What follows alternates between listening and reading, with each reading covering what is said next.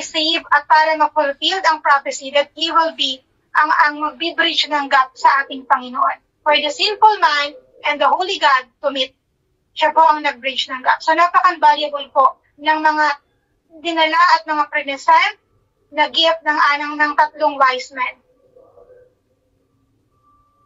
So they presented an offering. So every time that we have the opportunity to praise God, to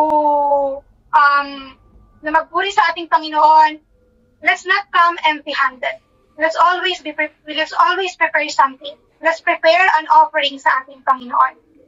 Dito po kay virtually lang tayo nag-a-attend, that I know that we will have also pagkakataon one day, wag po tayong mag-give up. I know that wala pong imposible sa Panginoon.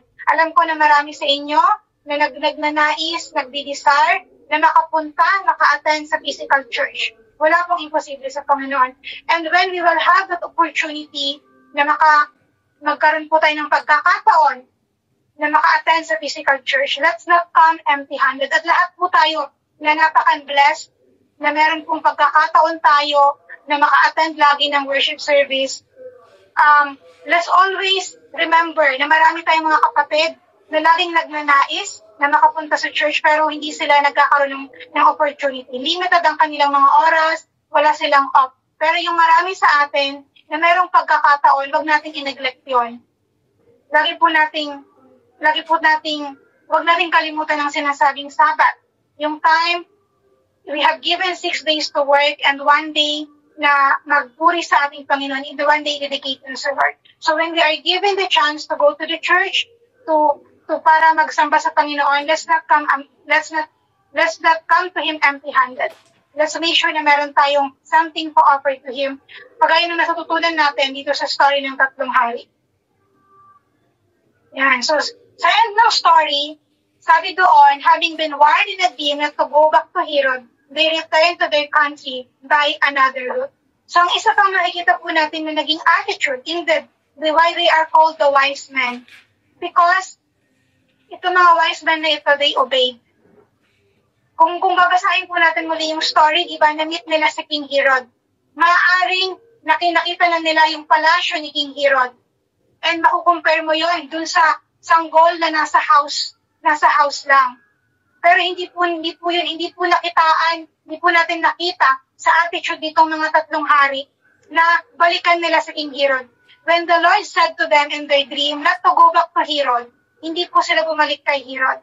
Nung sinabi po ng Diyos na mag-take kayo ng another route, sumunod po sila. They return to their country by another route. Di ba po parang imagine, they are traveling from east to Jerusalem. Ilang araw sila na nagbiyahe. Maaring sa paglalakbay nila, na-memorize na nila, may mga palatandaan na sila kung paano hindi sila mawawala pagbalik. Alam na nila yung mga daan. Kasi that time they were navigating. Nag-explore po sila eh. Wala noon na GPS, wala nga silang kotse. Hindi natin alam, hindi maganda ang kalsada nung time na yon. Walang kuryente. So ano lang yung mga nagiging pala, siguro nagkakaroon na sila ng palatandaan para pagbalik nila, alam nilang babalik sila eh. Meron na magiging mas madali sa kanilang pag-travel back. Pero nung pabalik na sila, ang sabi ng Panginoon, pumunta kayo or mag-reroute kayo. Doon kayo sa iba dadaan. So di ba po minsan napakahirap nun, yung magkaroon ng detour sa mga buhay natin? When we are asked to go another direction, hindi po yun madali. Pero ito po mga wise men, nakita natin na nag-obey po sila. When the Lord warned them not to go back to Herod, they did not go back to Herod. Hindi sila bumalik sa hari, kundi sinunod nila ang Panginoon. So they have given or exerted the effort of obedience. Application po, makikita po natin that it takes effort to honor Jesus. Alam ko na isa ang mga common ground ng bawat isa sa atin dito is gusto po natin na i-obey, na gusto po natin i-honor ang Panginoon. Pero hindi po yun madali.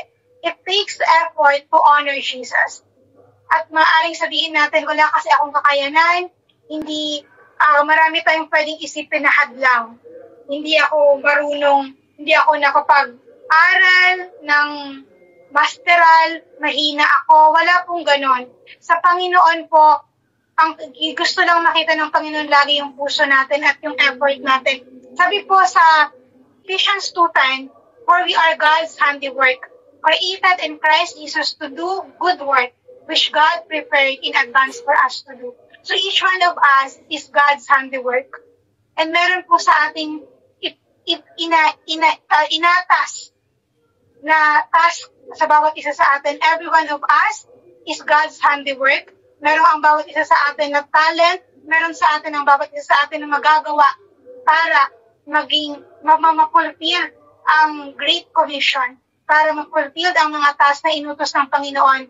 Hindi lang sa mga nakikita nyo lang nagpipreach, nagli-lead, kundi sa bawat isa po sa atin. We are God's handiwork, created in Christ Jesus to do good works. And doing these good works, kailangan po natin ng effort dyan. And that is the best gift that we can give to our Lord Jesus Christ. So kagaya po ng mga magi o itong mga wise men, huwag po nating i-neglect yung simple coming. Every time we are blessed, blessed po kami sa bawat isa sa inyo. Sa totoo lang po, yung pong binibigay niyong time, ganito nakalate, pero Sunday, Wednesday, Thursday ng prayer meeting, present po kayo. Truly po you are a blessing.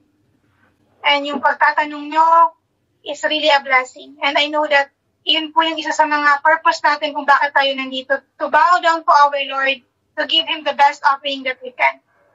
So every time that we are offering, every time that we are gathering, we can present the best offering na kahit po yung puso natin, tama lang every time that we are coming. Kasi virtual tayo eh. Ang minsan ang perception na natin ng offering is may dala tayong something na may ibibigay sa Panginoon, na may offer sa basket. But because we are virtually, wala naman tayo ditong mapapaikot na basket. What we can give to our Lord, what we can give Him as an offering, we can give Him at least yung undivided nating attention.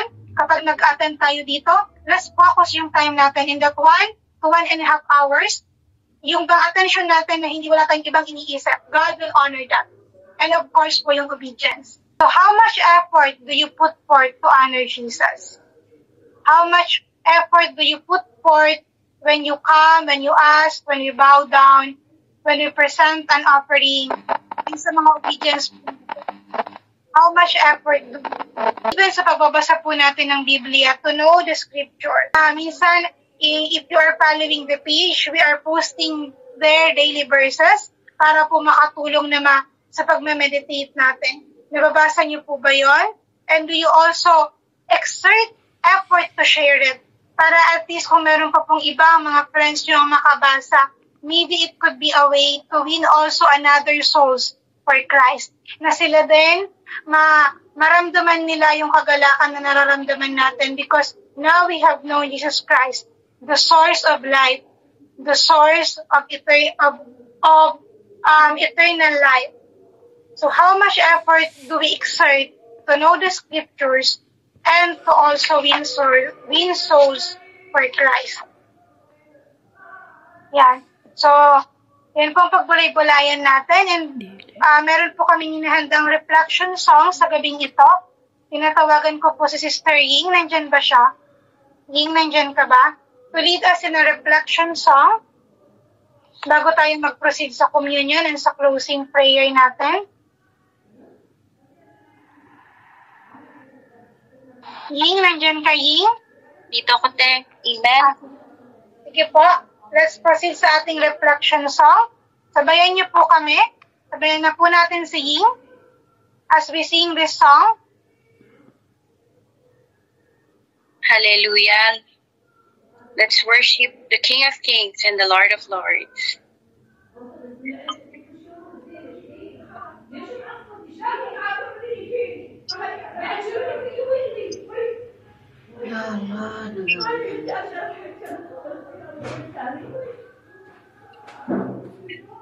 Over the skies of Bethlehem appeared a star, while angels sang to lowly shepherd.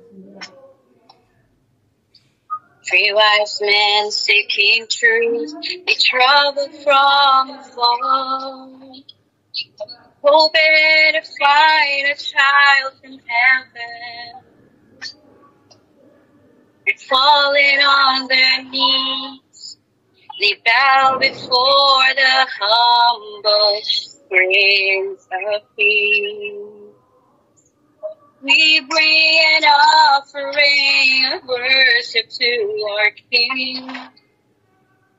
No one on earth deserves the praises that we sing. Jesus, may you receive the honor that you're due. Oh Lord, I bring an offering to you. Yung ginawa mong gamot kagabi.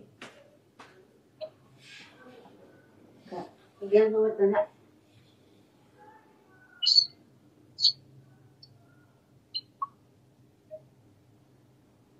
The sun cannot compare to the glory of your love. Yung anak, kailangan ko. There is no shadow in your presence.